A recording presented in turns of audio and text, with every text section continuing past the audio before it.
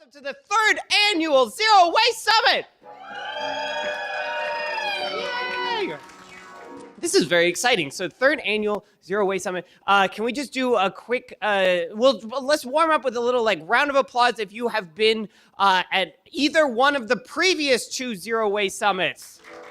Is there anybody who's like a veteran who's been at all of the Zero Waste Summits? Wow, that's very cool. You should get like a special badge, like a pin or something. We'll figure it out.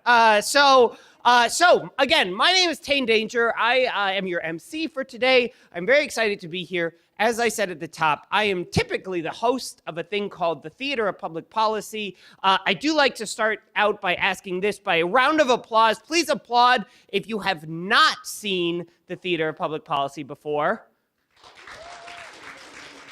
It is the most applause we get in a show. So what do we do? So normally we have a show where we have a very smart person up on stage and I interview them. And then we have this team of super talented improvisers who take everything that person has said and bring it all to life on stage through entirely unscripted improv comedy theater.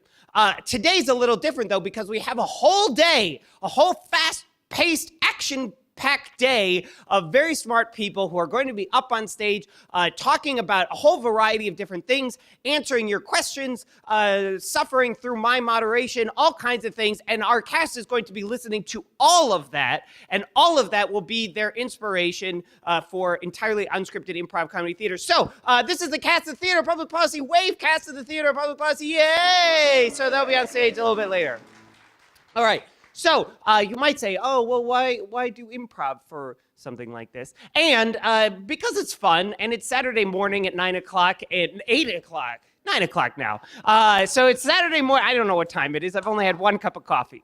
So it's Saturday morning, and we're all here gathered to talk about zero waste, which is very exciting. It couldn't hurt to have a little bit of extra comedy built in. And more importantly, we have this philosophy that improv is a really good way of thinking about being in the world. A lot of what we're going to talk about today are, yes, very practical things, but they're also very philosophical things about how is it that we want to be in connection to our world and into connection to our neighbors and in connection to what this is, which is a movement largely. And so I want to demonstrate very quickly why improv is a really valuable, powerful way to think about these big questions. And so I'm going to teach you all improv in 2 minutes or less and get you to meet your friends who are all the people sitting next to you. So here's what I need you to do. I need you to turn to the folks sitting next to you and make like a group of like 4, 5, 6, something in that range. Just the people that you can easily turn around.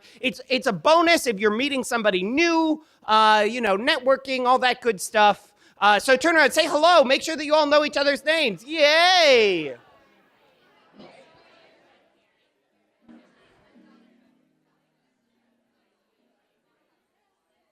Okay, good. Everybody's on a first name basis. You all are going to exchange holiday cards printed on 100% recyclable paper. Good. All right. Okay, here's what we're going to do. All right, so what I need is, you're staying in your group, stay in your group. I need one person in your group to propose. We get done today about 2 o'clock. We have a lot to do between now and then, but we get done a little after 2 o'clock. So I need somebody in your group to turn to the group and suggest what should you all do this afternoon when you're done. It's going to be a beautiful summer-like day here in Minnesota. So I need somebody to propose to your group. I think that we should all blank, and whatever it is. Now, what will happen, though, is that every single person in your circle is going to respond to you by saying, no, we should not do that. Because, so for example, can I ask Molly, what should we do when we're done here today? So she said, go to the park. And I would say, no, because it will be too hot and I'm wearing a coat that I refuse to take off. So thank you. And so each person will say no, because. Okay, make sense? All right, somebody be brave and propose what you should do, and everybody else say no, because. On your mark, get set, go.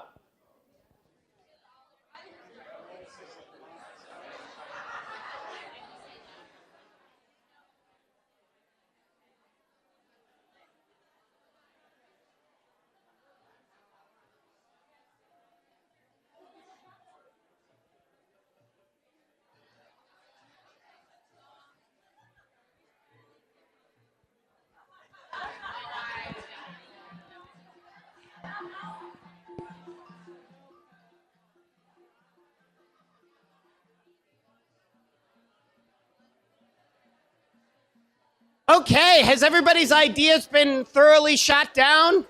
Yay!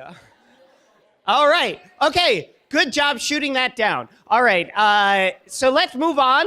Well, just remember how it feels for everybody to say no to you over and over again. Childhood over again. So, we're going to try a different round. We need somebody different in your group to propose a new idea for what we're going to do when we're all done here today. So a totally different thing. This time, everybody in the circle will say, yes, but. Yes, but. So, Fred, I'm sorry, I picked on you right as you're blowing your nose, but that's okay. So, Fred, what should we do when we're done here today? We should go to the Como Zoo. Yes, but let's go separately.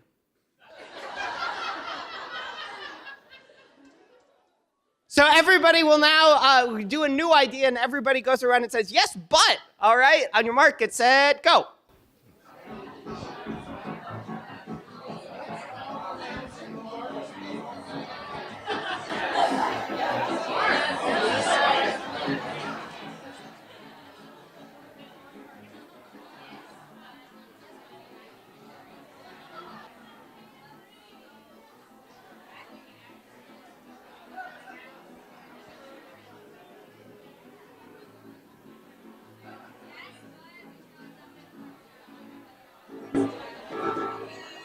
Okay, yay!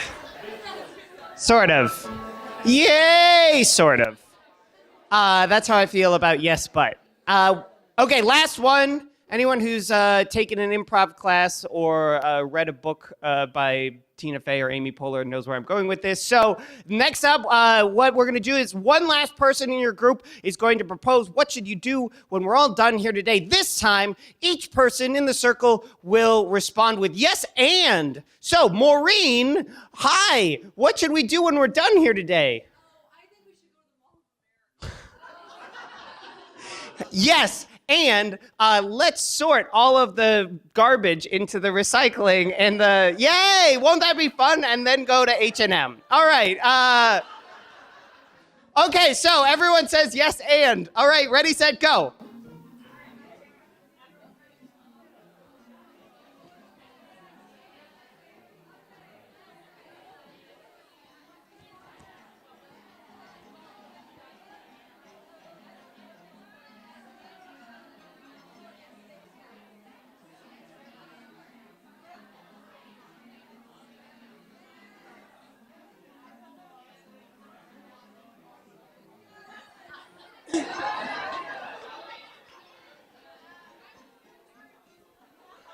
Yay! Give yourselves a round of applause. Yay! I always say, applaud for yourselves. If you're not willing to applaud for yourself, why should anyone else? So, this is very quick improv crash course, but I love starting with this for a summit like this in particular because we're going to hear all kinds of very important big ideas and proposals and things that might sound really difficult or really large to try and achieve.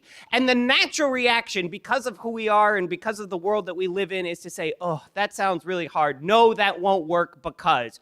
Or at best, a lot of times what we get to is to say, yes, that is a good idea, but I often call that the Minnesota no. So it's like yes, that will work, but actually let's never do it. Whereas, imagine if we lived in a world where people embraced this very core improv concept of yes and more. Imagine if just today we sort of adopted that idea of yes and, like, yes, these things are possible, and here is how some of them are possible. Here's how we can do them. Here's how we can build on the different things that people are saying up here.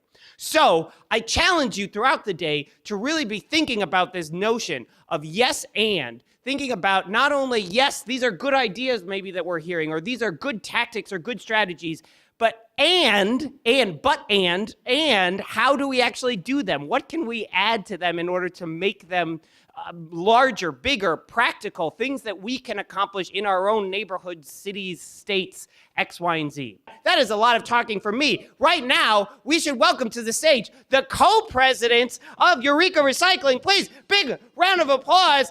Kate Davenport and Lynn Hoffman. Yay!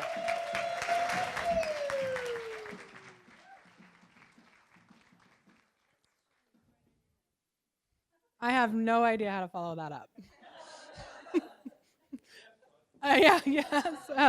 So thank you guys so much for being here on a Saturday morning when it's beautiful outside. When we planned this, we didn't think it would be July-like weather in September. And we're really looking forward to talking about zero waste in our community and engaging with all of you about the strategies on how to get to zero. Is your mic working? It has a little red dot on it. Oh, red dot's bad. Yes, and what do I do about that? Thanks. I'll just pass it to you. Mine's not either. Yeah. Okay. Thanks. So we are so thrilled that Theater of Public Policy is here. Can we give them a huge round of applause? Getting the energy up this morning. So we also just want to quickly thank a few of our sponsors, our community sponsors that helped make this happen. Birchwood Cafe and Gandhi Mahal being very generous with their delicious food. Yeah, exciting lunch. SPNN is here filming, so people that can't join us today will have access to all this information later, and it'll be shared on the public networks, which is exciting. RSF Social Finance is here. Stu is here. If you're interested in the dialogue about how our money and our investments can really be a catalyst for social and environmental change, pick his brain today. Thanks for your support. Arc Value Village has helped us rustle up reusable dishes for this whole event, which is really fantastic. And we're going to use them, well, we have ideas about how to use them as like a community set that people can check out for events or something. Not making any promises, but it's an idea. We also want to recognize our board of directors. Jeff Allen and Rick Person are here. Raise your hands. Yay to our very supportive board. And Liz Tupper, I saw you walk in. There she is, our newest board member. Liz Tupper's back there at that table. We also, let's see. We finally want to recognize, Kat Grohan back there. Give a holler. She and her team, the whole team at Eureka, really did an amazing job pulling this event off. So I just want to give a shout out. So most people in the Twin Cities know Eureka for our operations. We drive a lot of trucks around St. Paul and Roseville and pick up recycling carts. And then we have a big facility in Minneapolis where we process all the recycling from the city of Minneapolis and St. Paul and Roseville and other haulers in the area. But we don't just do that operations for the sake of running an operations. We do that in service to our zero waste mission and to move our community closer to zero waste. And so we chose the format this year in part in response to our political climate and the ever more urgent need for action at the local level. And oftentimes issues of environment and zero waste and climate change don't get brought into our political conversation. We're really wanting to educate all of us about how to be engaged in that dialogue. Because getting to zero waste is not just about individual action. So that's a really important part of it that pushes us and our society and our culture towards zero waste, but we have to have systems change as part of that because there are whole systems behind why there's so much waste in our society. Right now it takes a lot of time and resources to make zero waste choices, and that comes with privilege. It takes money and time, and not everybody has access to that. And so individual actions are admirable and inspiring, but we have to figure out how to make that accessible to everybody. Because having healthy choices for your family and clean air and clean water shouldn't be something that's just accessible to people with resources and wealth. Sure. Sorry. So when we talk about zero waste, we really mean it. We really mean zero waste. But we're talking about a lot more than just an empty trash can. We don't want to empty the trash can just for the sake of it. In fact, really our goals are around community health. When we make choices for our health, choices that are just, choices that are equitable, zero waste is really a result of those things, right? So our goals are around addressing climate change and eradicating environmental injustice and environmental racism. And when we work on those goals and we keep our eyes in the right place, zero waste is going to flow out of that. And so we are digging today into what's in the trash. We are really talking about our discards, but we're going to do it remembering why we're doing that, because how we get there really matters. That's okay. We're improvising, right?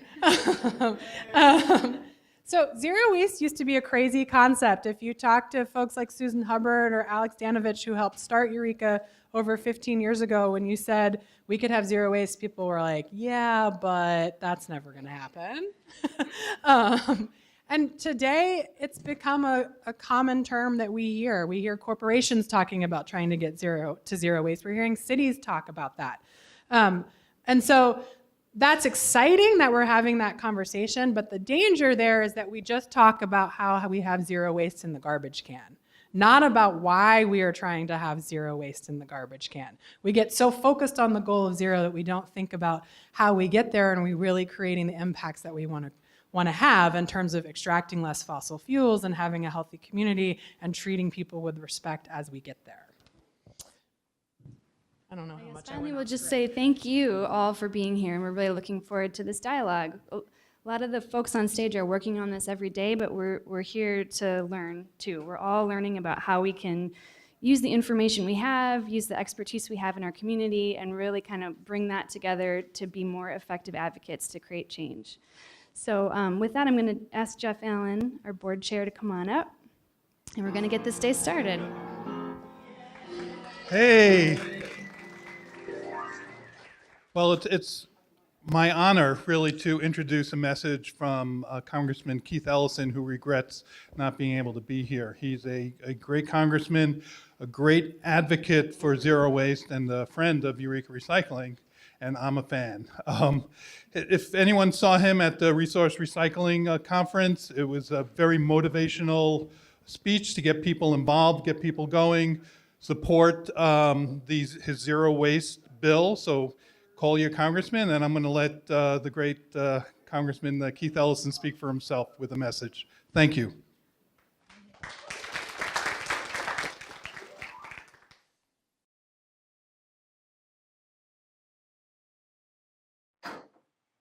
Hey everybody, this is Congressman Keith Ellison, and welcome to Eureka Recycling's third annual Zero Waste Summit.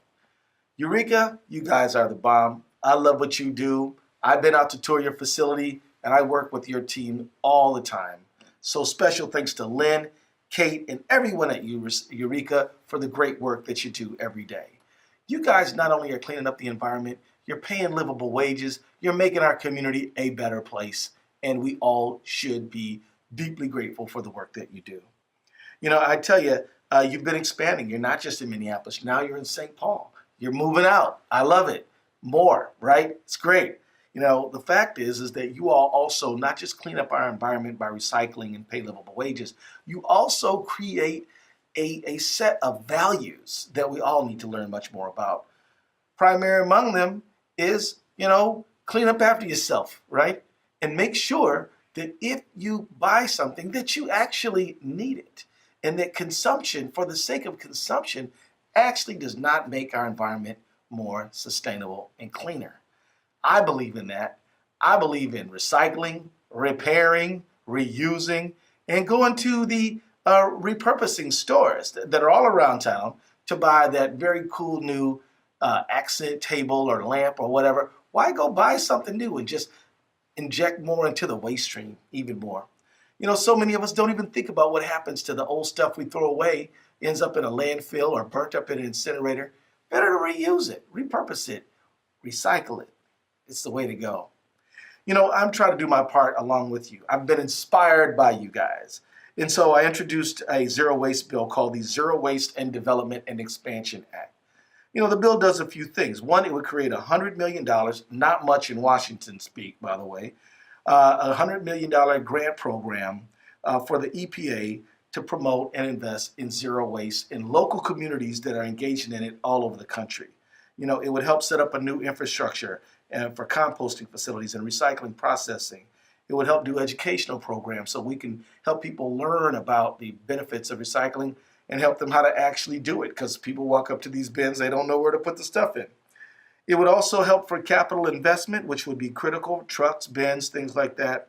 And also, and perhaps even most importantly, it would do research to help us understand how we can live more sustainably with zero waste. At the end of the day, we've all got to be fighting for zero waste. We've all got to be part of this great movement for sustainable environment, but also good jobs, and also just living more about our human relationships and our families and our neighborhoods, as opposed to just getting more stuff when you don't feel good. We've got to live differently than we have in the past if we want to live in harmony with this great gift that I call planet Earth. So let me just say that it's been tremendous. We're working on moving out on the bill. We're fighting for bipartisan co-sponsors. We could use your help.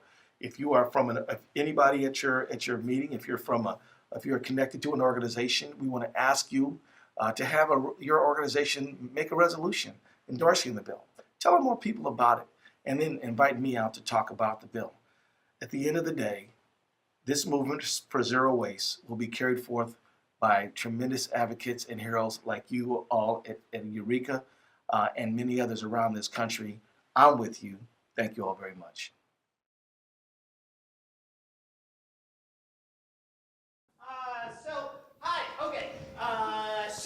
What are we doing now? We are going to turn the stage over. We have our first panel, which is just going to try and help get us started with what the heck are we talking about? So help me welcome back to the stage very quickly. There, now I finally got it. Lynn Hoffman, Janice Watts, Karen Monahan of the Sierra Club. Yay! Come on down. Fun. We started out having 3 of these. I don't know what happened. Did we lose one along the way? You stole it. That's okay. All right. Okay. So I'm a big fan of defining terms as just like a way to start, because when I told some folks this week, this Saturday I'm going to be doing a zero waste summit. I'm going to be there, and they said, well, how is that possible? How is that possible? How is that possible? Won't people like have to, eat off of things or go to the bathroom? Isn't all of that waste? And so I do want to just sort of get an opening. What are we talking about? What is zero waste? When we say zero waste as a goal, what does that mean? Yeah. So, hi. So when we say zero waste, what we're trying to say is that nothing should be waste. Waste is only waste once that choice has been made to be wasted. And so when we talk about zero waste, we do mean recycling, composting, reducing that waste, repairing something when it's broken instead of just tossing it away. There is no away. And so waste is created. An item that you use has to become waste, and we recognize there's 2 ways that can happen. Something has to be designed in order to be waste. So we should really be saying, let's rethink the way that we design items to not become waste once we're done using them. Because something has to be done with an item once you're done using it. But let's think about the way it's designed. So let's think about this up the supply chain during production. So we have something called extended producer responsibility. And we have very little of that in the United States. I feel like that's if there's going to be a quiz at the end of this, which there will be, Terms. that would be the key term. It would be define Extended producer responsibility. Extended producer. EPR. ETR. PR. Sure. Yeah. EPR. Extended producer responsibility, or right. So the producer has to have a responsibility, and when they design an item, to know what's going to happen with that item once its surface level use is complete.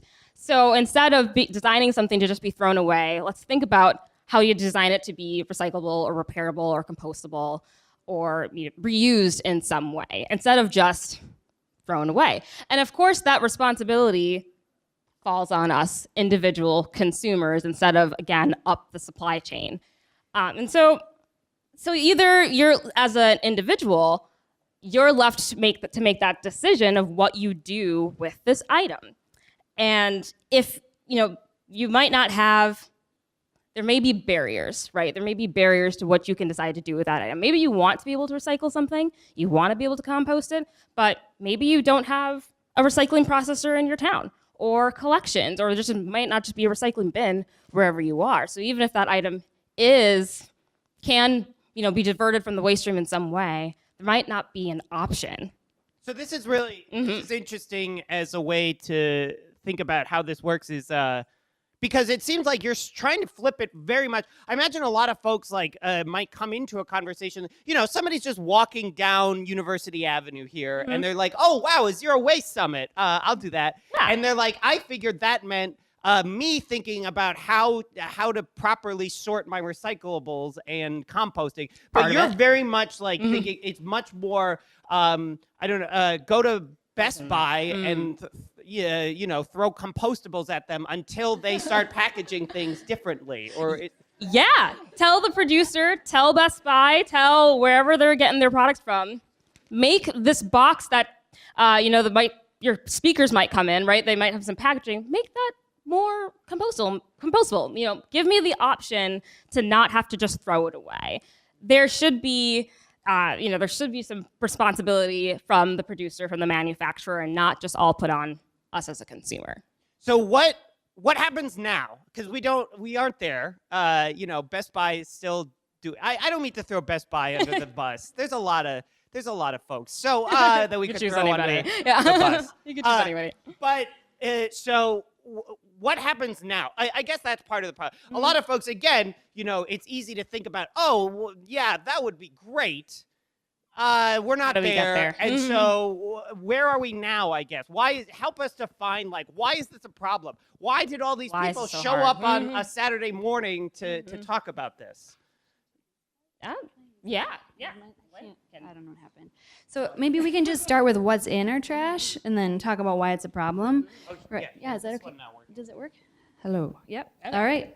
So I think in everybody's program there's a little bit visual there, but just quickly how to translate this for you. So this little person in the Minnesota up here, this person is discarding something. So once we're done with it, we discard it.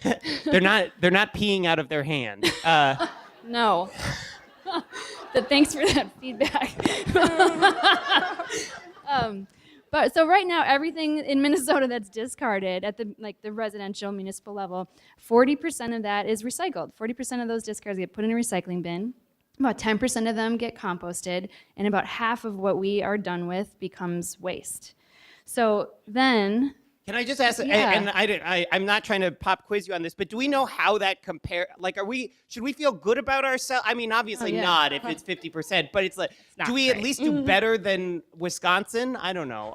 You're generally better than Wisconsin, I would say. Okay. there are places that are doing much better, and there are places that are doing much worse. All right, middle of the pack. So, All right, yeah, moving on. There's a lot of room for improvement, though. Yeah. So this 50%, what's in our trash now? That's what this little breakout is here. The icons, so we're talking about food waste. You can see the biggest chunk here, one of the biggest chunks, 31% is compostable. So 31% of what's in our trash right now is food waste, yard waste, things like that. Then if you add up a lot of those different categories of packaging, those little squares, the 24.5%, that's paper. About a quarter of our trash is paper that could easily be recycled. So there's at least a little over half of what we throw away that could be recycled right now, today, with the infrastructure we have, no new technology. We just have to figure out how to get it to a different place. And when you say, and this is a little bit of just the text, is this all recyclable? When we're talking about paper, because people automatically, I think, newspaper is, but then they get they're like, oh, is this, or is my magazine, you're saying almost all paper, with even the infrastructure we have now, we could do stuff with. Right. Okay. Yep, absolutely. And then let's see, what was your other question? Was why is it bad or what? Yeah, where why does is go it? What's now? the problem? You know, Why it's so 50% is getting thrown away, and I think a lot of folks would say, oh, well, we've been throwing stuff away forever, right? So why change now? Change that. Well, I think a lot of us know that there's a real big problem with just throwing stuff away, and it's really not away, right? So landfilling, or as Keith said in his video, burning stuff up, like that's what we do with our trash. Like that's how we dispose of stuff. But landfilling and incinerating our garbage has a lot of problems. It's very detrimental to human and environmental health. There's so much contamination and pollution that comes from that. Certainly for the soil, for our water and our air. And we literally need these things to live. So like we have to stop polluting the resources that we have and that we need. And also we're polluting our bodies, right? We're polluting our humans and animals and plants. Like everything is being very harmed by the way we deal with our waste right now. So zero waste isn't just about, I mean, you said it, Lynn, right? Like not just about emptying your trash can or having an empty trash can. I mean, zero waste is all of us. We are all part of this equation. I think the other piece of it too, say somebody came up with some magical technology to make the way that we deal with waste not toxic and not pollute. The thing is, those resources are destroyed, and we don't have a limitless number of resources, right? So no matter what you do, if that's the stop, you have got to go back and get more, and we're running out of stuff. Right, yeah, Put we're it just extracting, basically. producing, Yeah. using, disposing, and then we have to go back. I want to follow up on the piece you were talking about in terms of where stuff happens here. But I want to bring Karen into this because you're with the Sierra Club, and so you all have a large purview of a lot of things. I'm just curious about where does a conversation like this sort of fall in terms of the priorities or the things that you either push or hear from folks. You imagined Al Gore came out with a new movie this year about climate change and whatnot. Is thinking about things like zero waste something that, how does it compare to driving a Prius, I guess, in terms of like what people are like, oh yeah, I'm going to do that because that's cool. Right. Okay, so Sierra Club, like, is, as we know, a really big, national organization. And so I guess I can talk a little bit more about my work that I do at Sierra Club. Yeah, I'm curious. Yeah. Okay, so the work that I do is predominantly around racial and economic and environmental justice. And so I've worked with Janice, Mahar, many amazing people, Lynn, in this room. And I think that I came into this work around zero waste through an environmental justice lens, talking about working on the HERC garbage incinerator. Yeah. And then as I progressed in my own journey around learning different things about environmental injustice, like there is a solution to burning garbage. There is a solution to landfills. And that is when I learned more about Eureka and the amazing work that they're doing. And we started partnering together on some of these campaigns that, here's a problem. And oftentimes we talk about the problems, but we also have solutions. So it's about creating, we're so much versus just what we're against. Like there is creation. I mean, we've created options where we're not poisoning the soil, we're not poisoning water, we're not poisoning air. And we know that oftentimes landfills and garbage incinerators and other pollution plants are put into communities of color and low-income communities, and who have the least amount of resources to deal with a lot of the impacts that occur. Asthma, for instance. Asthma being the #1 reason students miss school. And if you link that to dropout rates, you link that to test scores, folks still have to have a roof over their head and a food to eat, regardless if they have education or not. So you turn to what? Low-paying jobs where you have to have 2 or 3 of those, and we know what that does to families when you're constantly working all day. It can turn to, other means to make a living. And so we've brought up, and I probably don't have to do this in this room, but I'm gonna. So we've brought up the HERC and trash burning a couple of times here. Can we just sort of spend a minute talking about where trash goes here. So like, hopefully everything that we do today will get recycled or composted. But let's just say one of us sneaks something out and throws it into a garbage can on our way home. What happens to it? So yeah, in Minnesota, the state, about half of our waste is landfilled and about half of it is incinerated. In the Twin Cities, the majority of our waste is incinerated. Yeah. Yay! They're in a couple different places. If you're in Hennepin County, it's at Herc, which is downtown just by the Twin Stadium. In Ramsey County, it goes to a place called Newport where they process it and they make something called RDF, basically kind of fluff up the garbage and make it into these little pellets. And then that's burned in either Mankato or in Red Wing in old coal burning plants. This is probably but can you describe the process of fluffing up garbage? Really? Yeah. I'm just imagining like That's pillows. Not like, the right. yeah. No. It's they process it, and fluffing up was not a good term to use. I'm not exactly sure how it happens. But they process it in a way, and then we things out. They turn it into little pellets that are burn more easily and are easier to transport. And this gets to be the really tricky part because I know that the bottom line here is that both landfilling and burning are bad. Is burning though a step in towards anything better, or should we just have never started that at all? I say we shouldn't have never started that at all. So some people like to say that burning, when it's waste to energy, is a term that's used. So that means there's energy generated from burning the garbage, and that's what a lot of the incinerators in the state claim to do.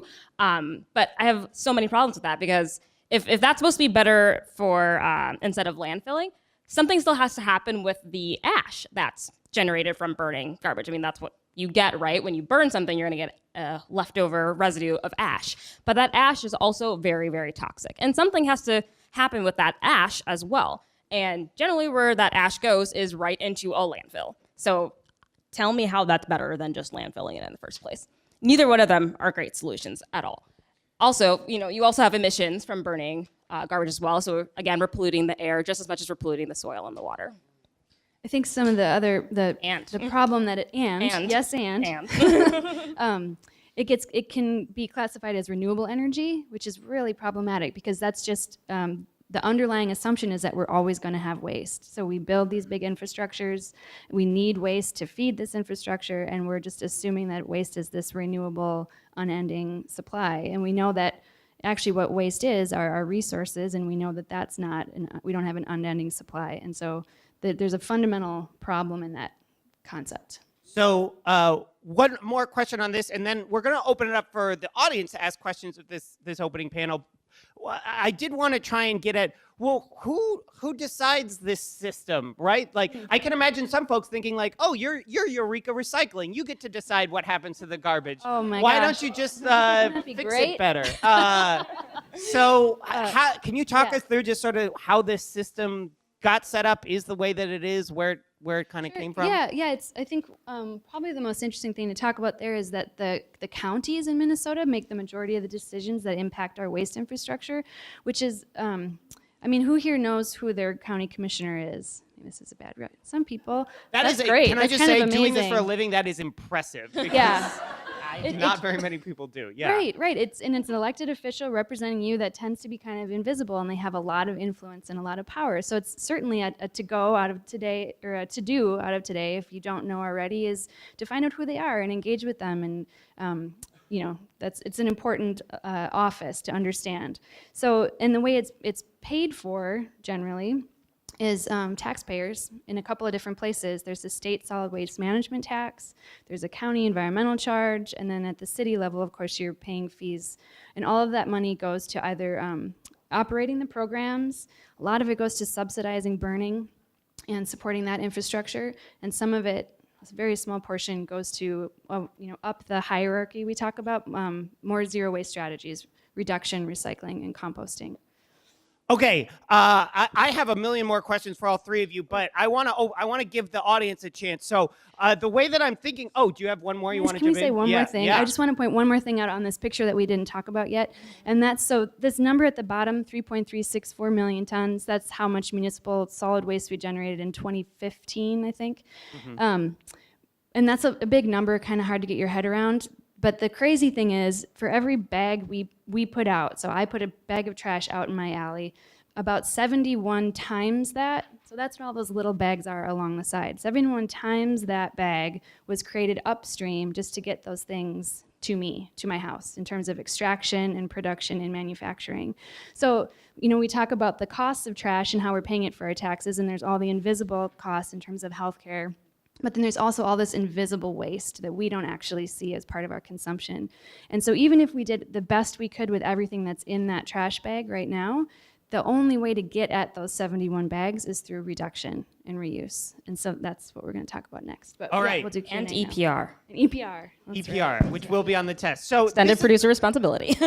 this is the part of the day where I really feel like this is sort of the whole day is a whole no shame zone, but particularly right now, in terms of we're trying to set the table in terms of what is it that you want to know, or how can we, what questions can these very smart folks answer that'll help us just sort of answer the basic or beginning questions you might have about how to get started, or where are we now? What is the problem? What are the things that we're looking at to help us set the table? So I will, if you raise your hand, I will race towards you in a non-threatening manner. Yes. Okay. Okay. I saw this hand here first. Hi. Should you stand up? Yeah, sure. Oh, and okay. just talk right into it. Okay. Like, yeah. All right. Okay. Okay. Okay. So my question is, I work for a company. It's very small, and it's not near the city at all. It's out in the farmland. And we're very interested in participating in composting, but right now we just don't know how to get it from my faraway little town to St. Paul. And I'm just wondering, for companies that would be interested that aren't so close, what could they do to possibly start getting, set up to put that trash away and then get it to the right place?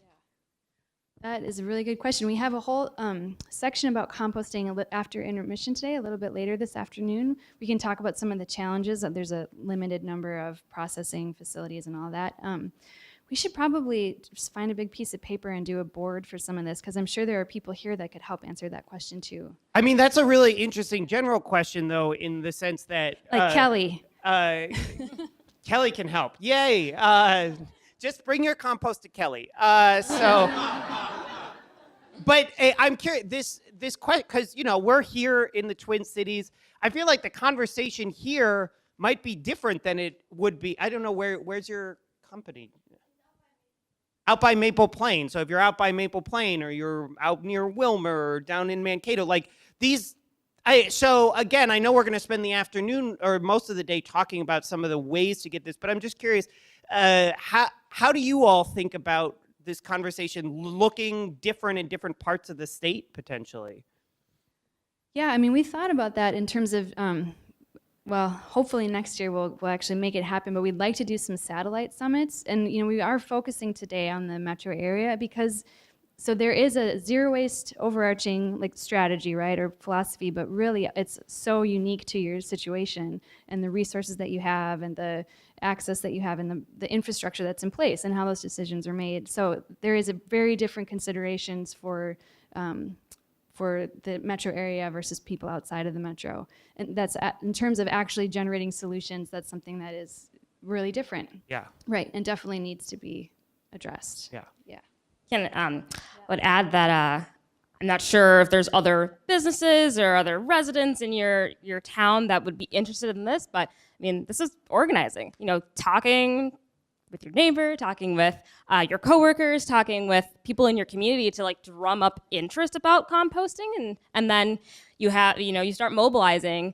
Go down to your county commissioner. Imagine there's a county commissioner in your area, or any sort of local officials, other organizations, maybe perhaps organizations like Sierra I was just going to say, Club. Karen, is this a place where it's try and find your Sierra Club contact in that or something like that? Is that a place to start? Yeah, I know that the office at Sierra Club, they're starting to do some great work on zero waste as well. But I just want to say something quickly about talking about this.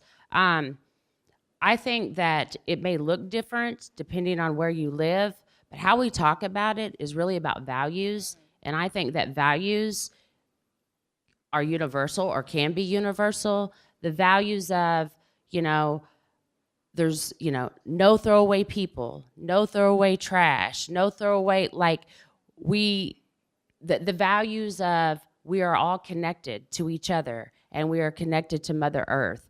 The values of seeing our shared humanity, seeing that we are not a part of the earth. We are the earth. We're made of every element, you know, that the earth provides.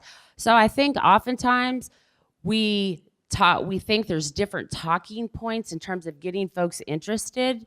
But I think that talking about it from a value space is something, and that heart space can really ignite people to want to know more about the facts and how to do it. So Maybe one more thing I would add too is that I think zero waste actually like calls us to look at less technical solutions first. You know, the commercial composting and collection could be a convenient and easy strategy for sure, but even just preventing wasted food, there's a lot of that food waste that isn't a banana peel, but it's an actual banana, right? So then there's really simple strategies and things that can reduce our waste a lot first, or even setting up a backyard bin at the office for a while, or thinking those upstream solutions, especially when there's not as much access to those bigger systems.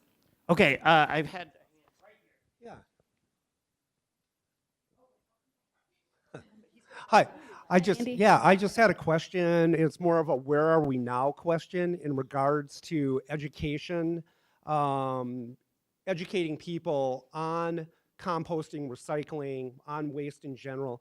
3 years ago, we had meetings when you and I and a number of people, and you guys were instrumental in helping Gandhi Mahal flip, which we probably were at that 3 years ago, the approximate percentages up on the map.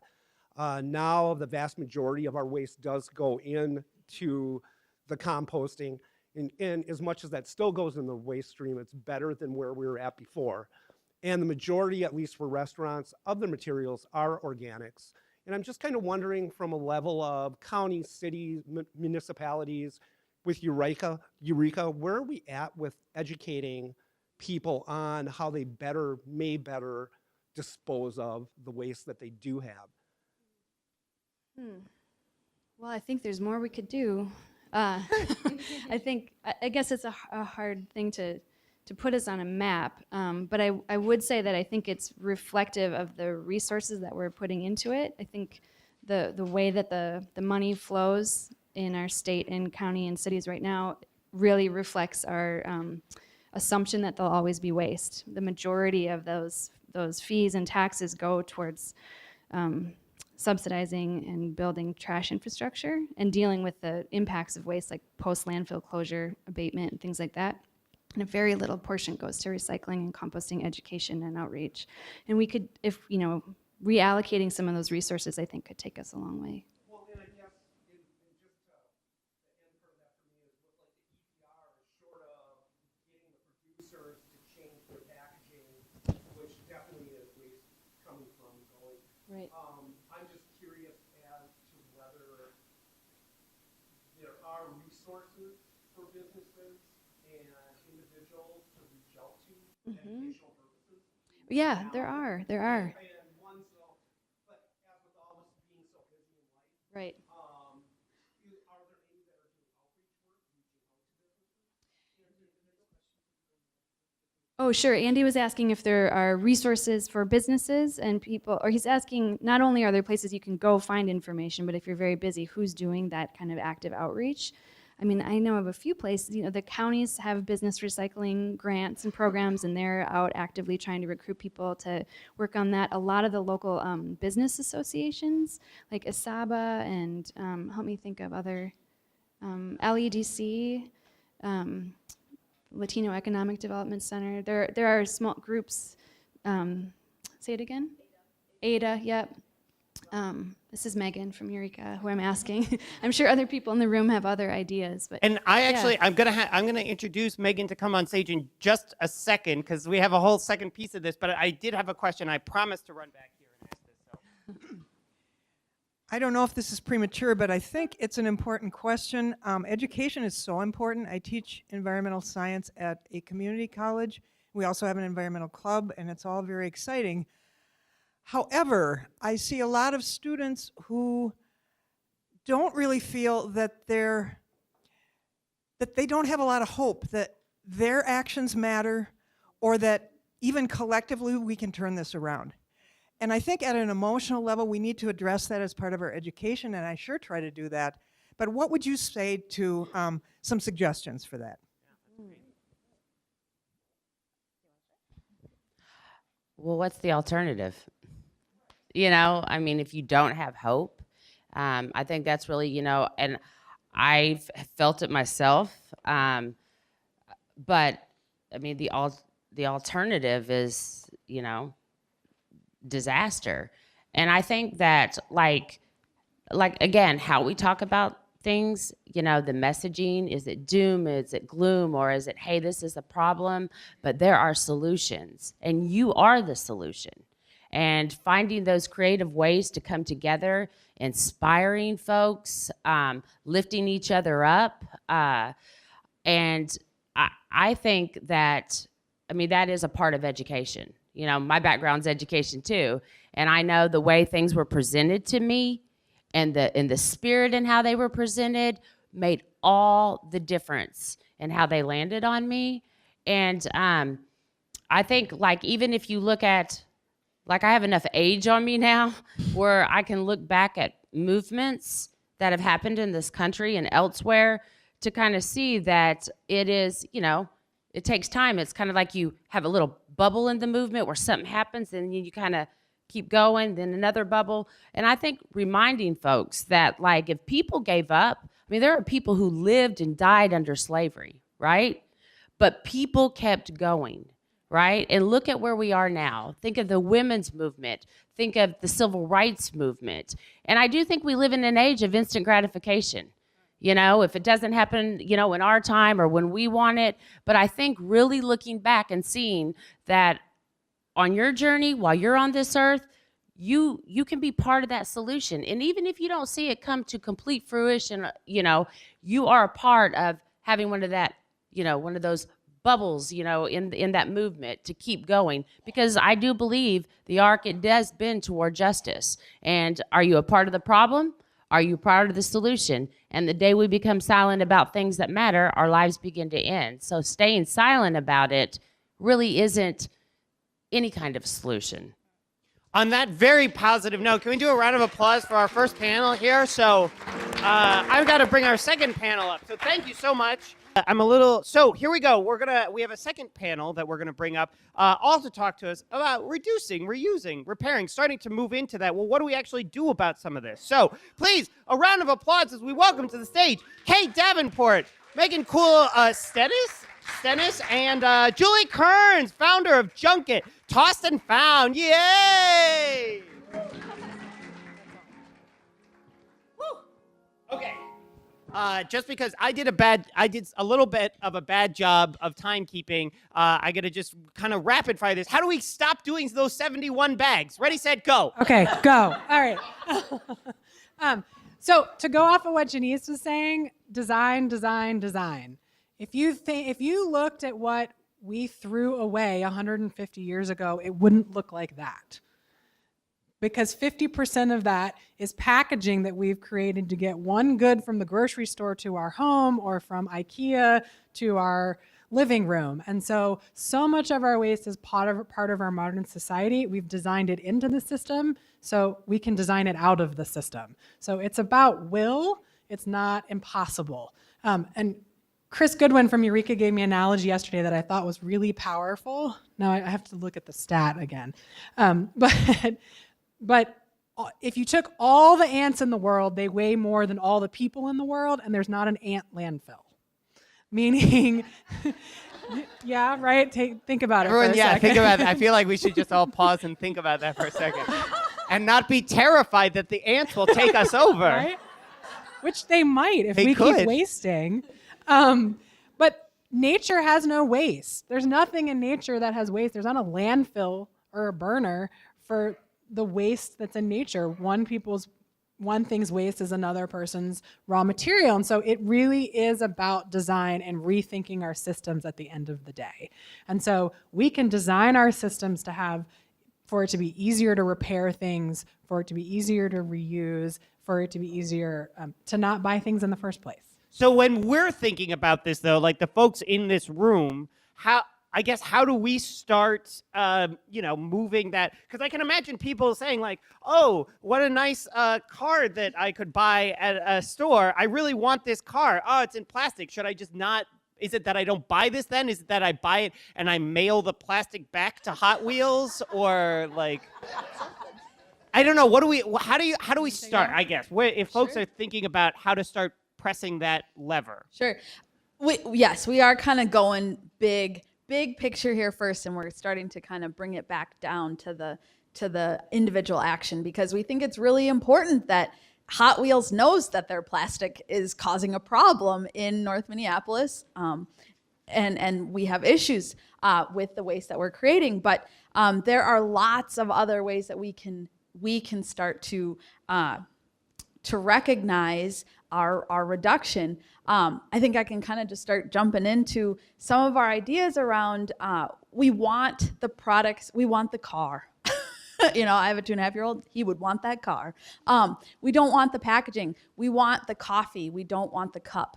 And so rethinking those ideas to be able to bring our own coffee cup, to use growlers, what a concept, for beer and kombucha. And we went back to the old and making old new again is kind of what we're almost getting at today. We used to buy milk in reusable glass containers, and then those would get refilled. And that concept, while old, how can we make it new? And how can we make it relevant to our today's society? Follow-up question, how can we make that new and relevant to today's society? Yeah. So I think one of the things that's really exciting, and I think this goes to the question, kind of, it can be pretty doom and gloomy, but there's really exciting things happening around zero waste and how we think about our waste. And you may not immediately identify this, but Craigslist, which is ubiquitous, is a mechanism to reuse.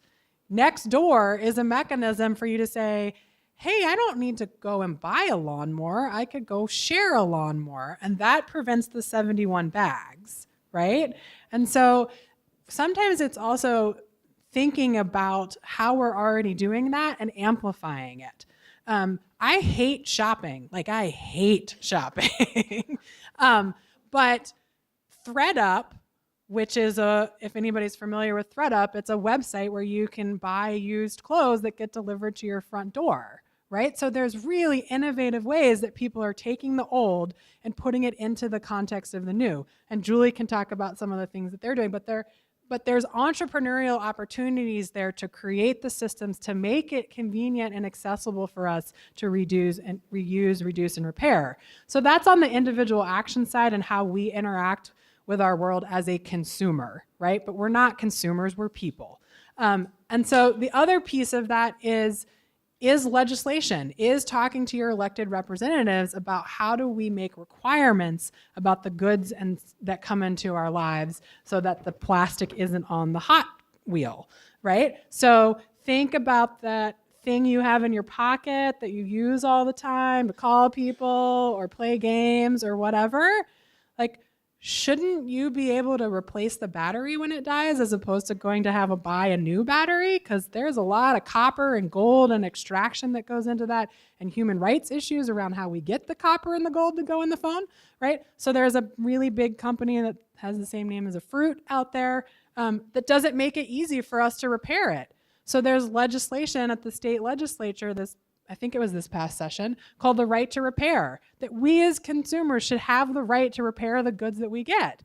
So that's about action as a citizen, letting your state legislatures know that you want that bill to pass. So it's on both ends, and I think that's what's exciting about zero waste. Like, we can do action as individual and the day-to-day choices in our life, but also as citizens. Well, and this is and I'm going to come down there, but I do, since you brought up this tech piece, I want to talk about that for just a minute, because we mentioned, our trash might not have looked like this 50, 100, definitely 100 years ago. I wonder, when we were talking about where are we now, what does it look like going forward? Are there pieces? It does seem like we've gotten to a point with a lot of things where, I have no idea what's in my phone or what the things are and whatnot. But I don't want to give away my phone. I really like it.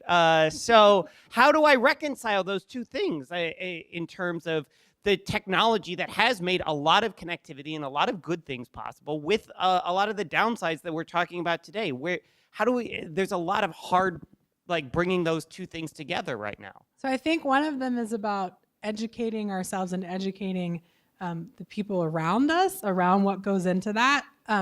But it goes back to that concept Janice talked about, which is extended producer responsibility. We as a society should say, yeah, we want that phone, but how it gets made and what happens to it when it's done matters.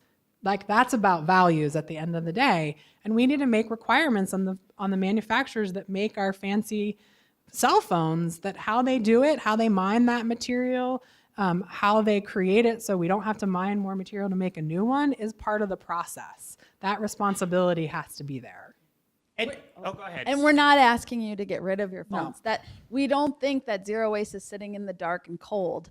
That that there are living in a shack on the mountains, very low waste. Right, very low waste. You have the bucket that you have to empty once a week or so, and then other than that, right? No, that's not what we're asking people to do. It's not about sacrifice. It's about all of us. I think going back to the very beginning, talking about what we really want are healthy communities, clean air, clean water, healthy soil, that kind of thing. And that's really about how we get there. And some of that is individual action, and some of it is demanding that our producers do better, because they absolutely can. And there's so much innovation out there that they absolutely can do better. We can't just stand by and say, well, this is the way it is. And we don't accept that as a clause. So. Julie, can you tell us just what is junket? Can you start out with that? Yeah. I call it basically a secondhand mercantile. So I didn't do very well with that. You were so loud, nobody noticed. But anyway, awesome. Yeah. We're a secondhand resale reuse shop in South Minneapolis. We're about 2,200 square feet. Our goal is to create ease of access to high quality secondhand goods, and to help basically to help create education, develop education, and educate our consumers around the positive beneficial impact of reuse as an alternative to buying new stuff. Like what kind of goods? Well, paper clips. Is that fabric. how you started? I actually have done a lot of work around paper clips. I got 2 years worth of work around paper clips because paper clips are made out of steel, and steel, the production of steel emits more carbon dioxide than most other things, and actually contributes up to 5% of the world's global greenhouse gas emissions. And it's a ratio of roughly 3 pounds of emissions to pound of paper clips. And Americans buy 11 billion paper clips a year. Okay, think about that. Where are they? Well, right. It's ditto.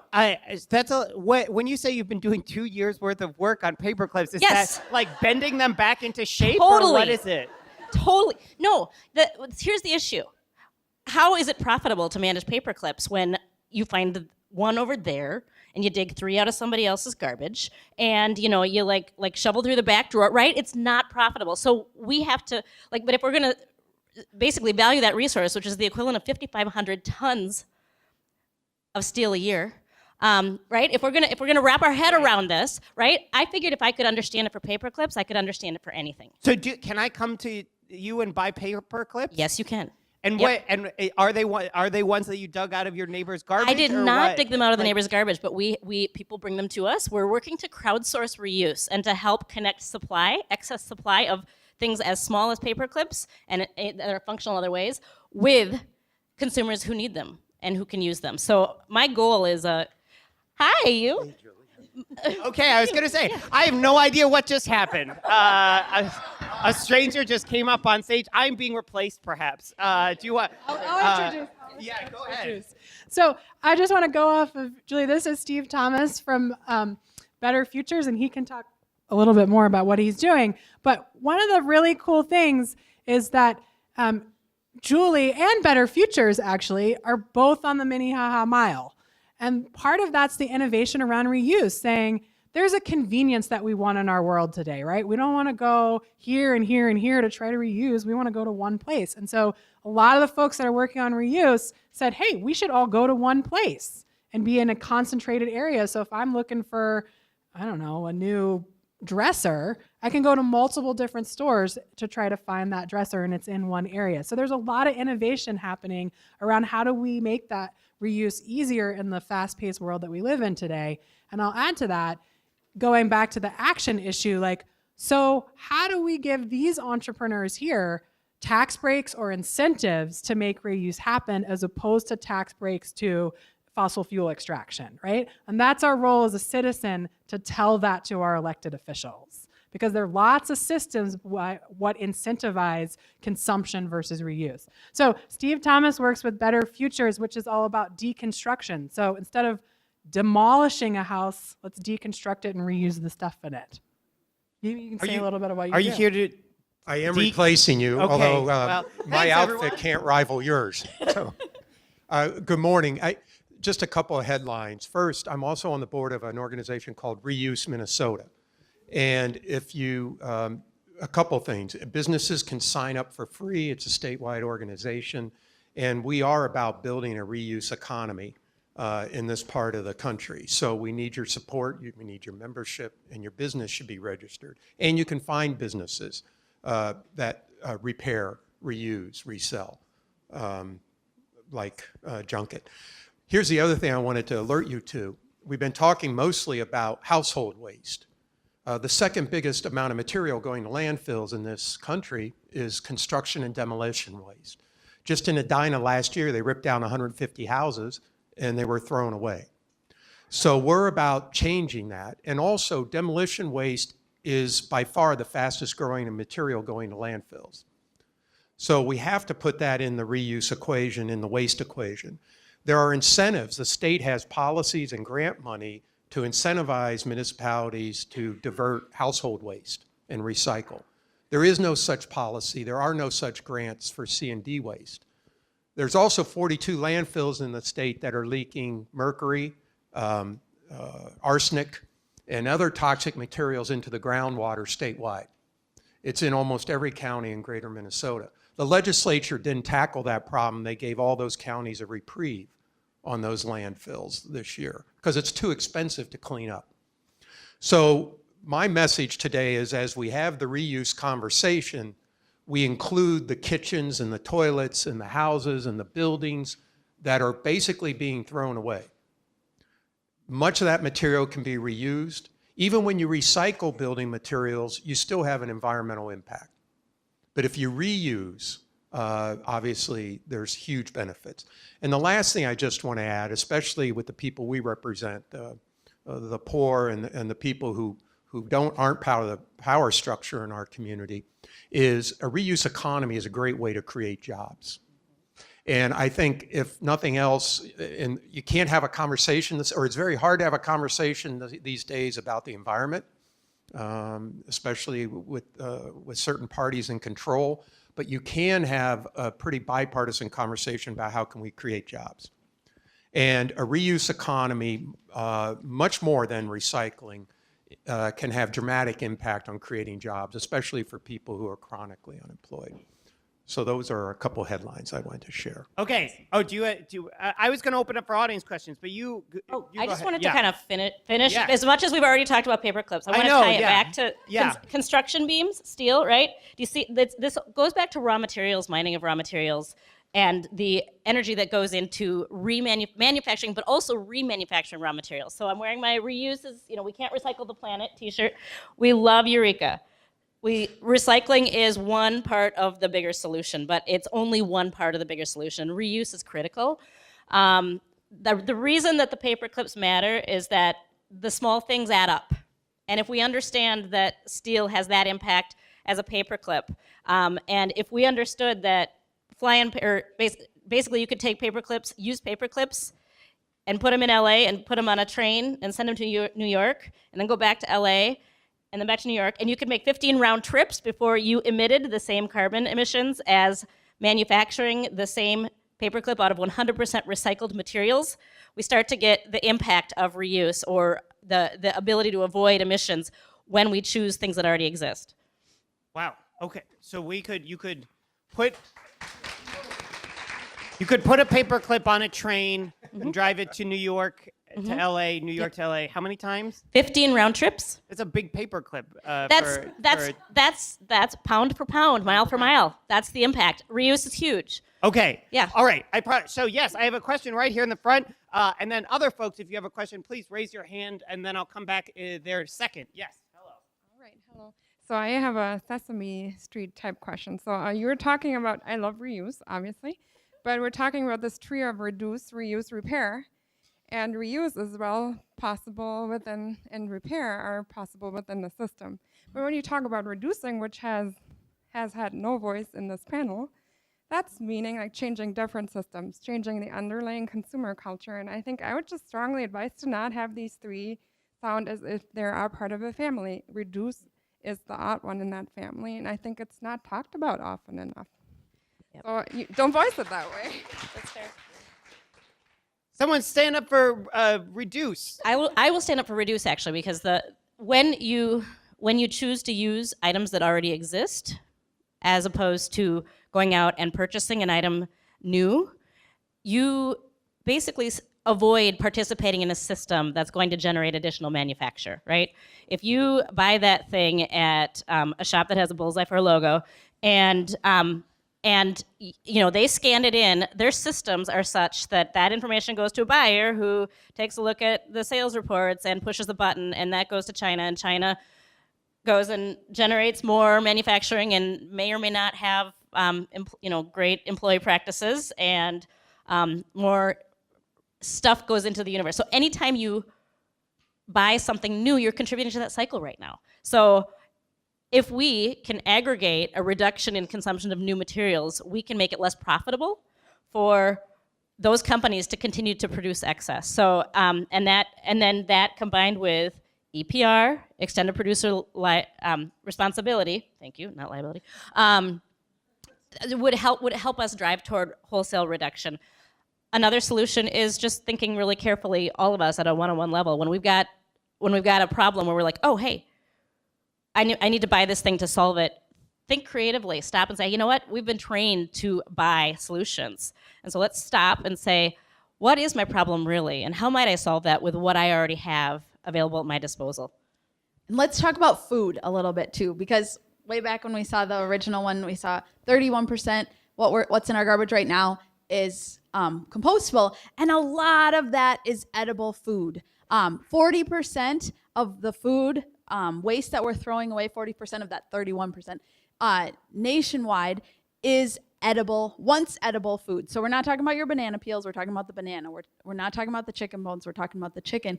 And that's the leftover casserole that got lost in the back of your fridge.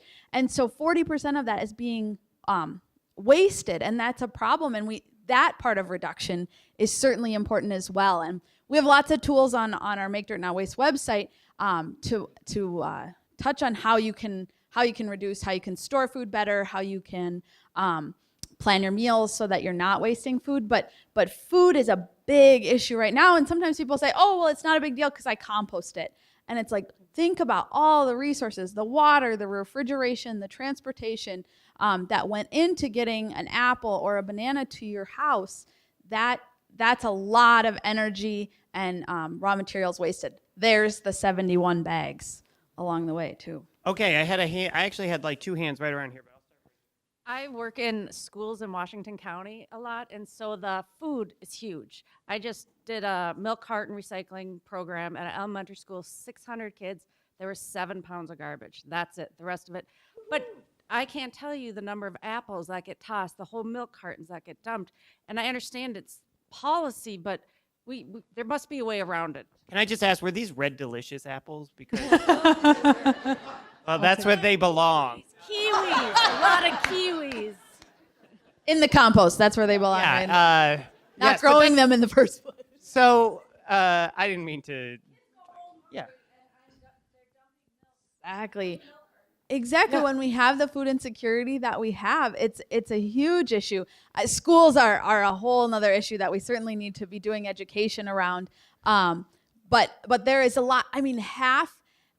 So what we're throwing away tons of edible food every year. Average St. Paul, Minneapolis household wastes $96 on average, $96 a month on once edible food. So certainly schools, but certainly we can be setting examples at home around not wasting food as well. But I totally hear that challenge. Oh, yeah. Right. I think one of the things that's interesting, I've thought about this before. I think composting and recycling, which is what you're talking about, milk carton recycling, is the gateway drug. So if you think about it, like you start composting and recycling, and you can talk to Andy about this in Gandhi Mahal's experience, or talk to Kelly about it in terms of the experience of residents in Minneapolis. But once you start recycling and composting, you think about how much you're throwing away. You're like, oh my God, all that compost that I'm throwing away, 70% of that was stuff I just bought and didn't eat. And then that informs how you purchase as an individual. But if you think about that on an institutional level or a restaurant, it starts to inform, wait a minute, we threw away half of the compost was, apples that the kids didn't eat. Maybe we should stop buying apples. Like it becomes a feedback loop into your purchasing decisions. And one of the problems with institutions is often the people that are handling the waste are very separate than the people that buy the apples. And so that's part of the challenge, is trying to figure out how to make those two things link together. And we need to kind of think about solutions around that. You grabbed the microphone, so I want to give you a chance. Yeah. I just wanted to point out that there are similar things happening with consumer goods, and specifically when it comes to donating, instead of composting or recycling, donating. And I just think it's really important to share with a room full of people that are paying attention, and many of you probably already know this, but a lot of the systems and organizations that are set up to receive your goods, that are touting their work as green, are actually throwing away a lot of what's coming in. They are overwhelmed by how much is there, and when we live in a time where 10,000 people a day in this country are turning 65 and getting ready to downsize, and their children don't have room for their stuff and really just want to simplify and minimalize anyway, there's just a lot getting thrown away. So just donating isn't necessarily something to feel good about with your stuff, and it's not a solution that actually achieves what you might think it's achieving. And we need some transparency in that market, but I think just knowing that that's an issue allows you to be more mindful and a better steward of the things that you have that you no longer can make use of. Okay, there was somebody. Yes, this gentleman had a hand, and then I see you over there. Hi, I have a comment and a question. My comment is that the Sierra Club has just recently started a zero waste task force for its volunteer members. And my name is Brett Smith. I'm a co-convener. I don't know if Nathan, our other co-convener, is here. He was in. There he is. Okay. So if people are looking for a place where they can multiply their efforts, both in terms of individual actions and education or in terms of political activity, we have thousands of members around the state that need to hear about what they can do about solid waste. So talk to Nathan or talk to me if you're interested. We're just getting started, so you can kind of be on the ground floor. The question is about extended producer responsibility. I've heard a lot of emphasis on that, but it's very hard for, I think, individuals to get a handle on how to operate. And I've heard some good ideas, but I hope throughout the day or now you'll give us as many ideas as you have on how we can grow and increase the notion of extended producer responsibility. I can say a couple of things about this, that in the state of Minnesota, we actually do have some extended producer responsibility for particular products. So for example, paint, there's extended producer responsibility around that's put on the paint manufacturers to make sure that paint gets recycled and is disposed of in a proper way. Same thing with mattresses. Electronics is extended producer responsibility. So the reason you can go to Best Buy and return your phone is not because Best Buy did it out of the goodness of their heart.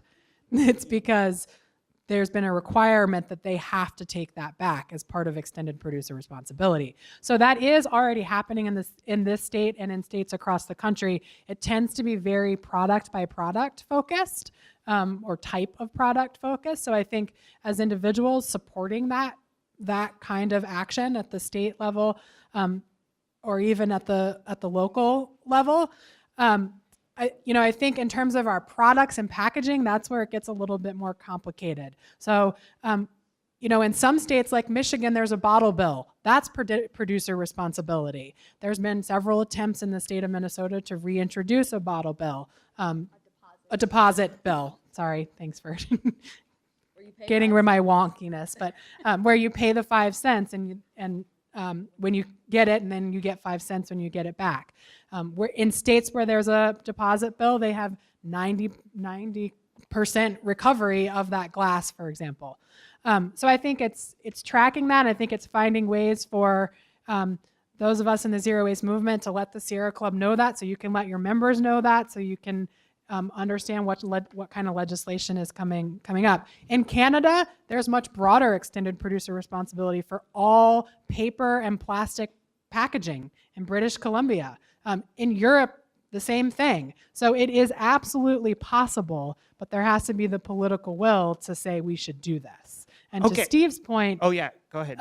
The other piece around recycling and composting and reduce and reusing and repair is there are jobs connected to it, and that's a way to cross the political lines. For every ton of trash that you send to the landfill, if you send it to recycling, there's 9 jobs, right? So there are more jobs if we're recycling, composting it, reducing and repairing. And so there's ways to create some bipartisan, cross-political conversation around that. Okay, I've got a question over here, and I have 3 minutes for both the question and the answer. So I hope no pressure. Hi, I'm from Coon Rapids, and we have a new program, Simply Recycling. They gave us some orange bags to put in. Do you know about that? Yes, wow. Okay, so I'm excited because it's supposed to be all your old clothes that you couldn't send to Goodwill because they're not nice enough, and you were going to throw them in the garbage. Wow, you teed me up for the piece I didn't talk about. Thanks. So textile recycling is, and so when I say textiles, your used clothes, your linens, your sheets that have got a rip in them, is actually a huge part of our waste that kind of people don't think about. So 85% of used textiles go to incineration or the landfill. So that's even stuff that's not going to Goodwill, or as Julie started to talk about, our donation systems are getting overwhelmed with the amount of waste. So the other piece is that, and this goes to the reduce piece, the average person buys 60% more items of clothing and keeps them for about a half as long as compared to 15 years ago. So we're just buying more clothes, and the term that's being used is fast fashion, right? So clothes are now cheaper, so we go and buy a shirt, and then it gets a rip in it, as opposed to our grandmother that probably had a dress in her closet that she wore for 30 years, right? So the clothes are just cheap, and we can buy them quickly. So we have got too many textiles in the stream in general. In fact, Eureka's been doing textile collection for a really long time in St. Paul. We have been working with Simple Recycling and are excited to see that service go out to more communities. But a lot of those textiles that you even put in that bag, some of them will go to the reuse market in Minnesota. A lot of them will go overseas because it's, excuse my language, crappy clothing.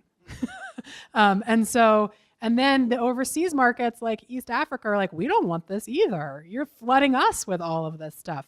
So it's great that we're finding ways for people to not put it in the trash can, but we really need to find ways to have better quality clothing and reduce the amount of clothing that we're and buying less. So in terms of being educated, not all that clothing you're putting in that bag is going to Goodwill or the Salvation Army back on the shelf. A lot of it is going overseas. All right, on that, can we do a tremendous round of applause for our second panel up here?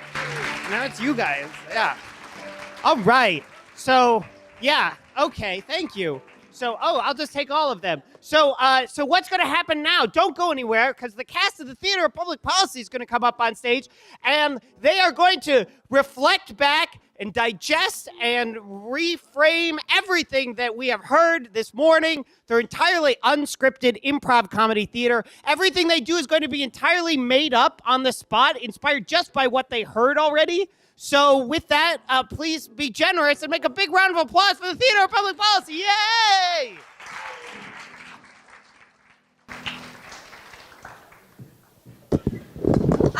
I decided I don't want to break up after all. I was mistaken to call you waste. You're reusing me! Yes! Yes. I've rethought my whole life, and I can put up with your idiosyncrasies and your general way. I did want to tell you, though, that I've decided to recycle you. Oh! Hey, this is Becky. Yeah. I think we'll really get along fine. You're going to have a great life with him. Enjoy. You want to do some recycling, or? Yeah. All right. I do only eat organic. All right, that's fine. I can handle that. But I'm willing to invite you into my life. He's still going to be part of the No, he's been reduced. Actually, someone just composted me. Well, there we go. Yeah. So I'm just going to be over here in the compost pile, I guess. Okay, I think we can do this We can do this together. We can do this together. It's a triumvirate. Yeah. Yes. Yeah, that's as far as I want to go. Welcome to Best Buy. Oh, thanks. I had a couple of phones to return. I'm all done with them. I'm sure maybe you want to hang on to them. Well, no, they came out with a 10, and this is an 8, so I'm not an idiot.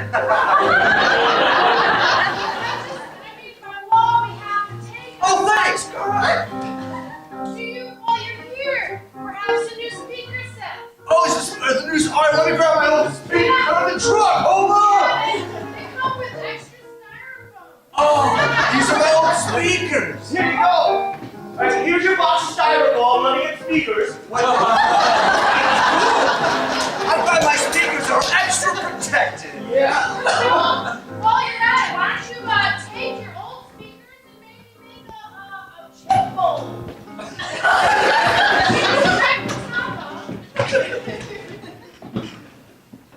Mom, Red Delicious? Really? I feel so bad for them. I want like a go-gurt or something. I'm always on the move, Mom, and I need things that are small and fast.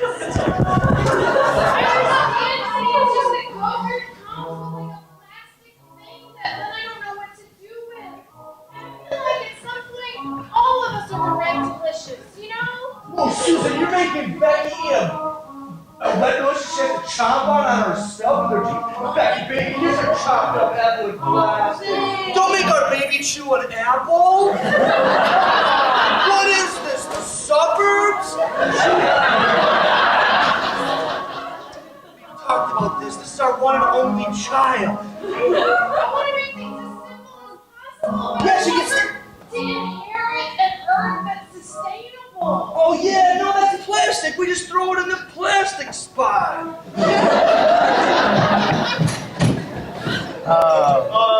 Yeah, hey, I'm your county commissioner. I don't know you. I make a lot of really important decisions. Hi, I'm your city council person. No idea.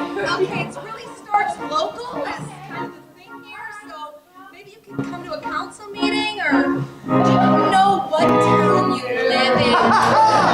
Hey, I'm a grassroots organizer. I've just got this clipboard, and I just want to tell you about some things.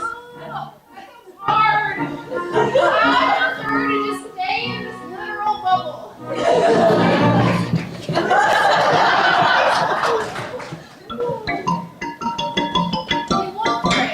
Thanks, I've never felt better. Really? Well, not really. I mean, it's been a rough fall. Yeah? Yeah. you know? It's like, start with the best. Yeah, you start with a Honey Crisp and then... Come on down to me. Yeah, it's like the last thing in softball.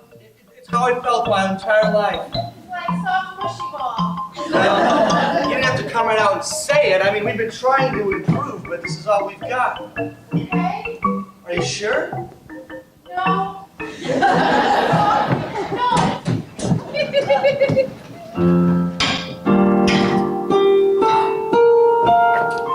Hey, paperclip. Paperclip. Awesome. Wait a minute. No, you can use this. I did it. I threw it. It's fun. Look, you're gonna have paper that needs to be attached together. You can use this for that. I don't know. I mean, the thing I really love about land, air, and water is that it's optional.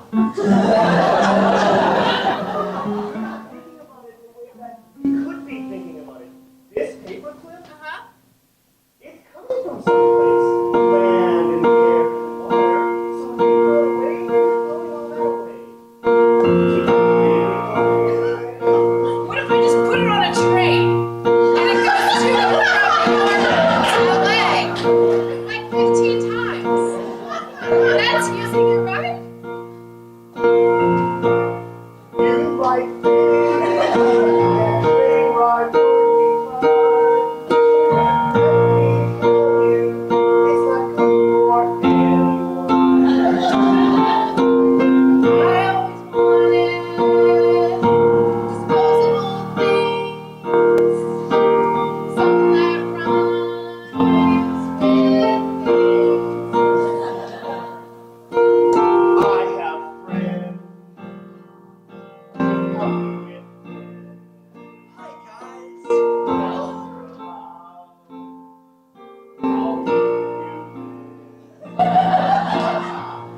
I'm not sure what that means, but I'll tell you about my dreams. I envision a post-waste world. I envision a boy and a girl who don't need garbage.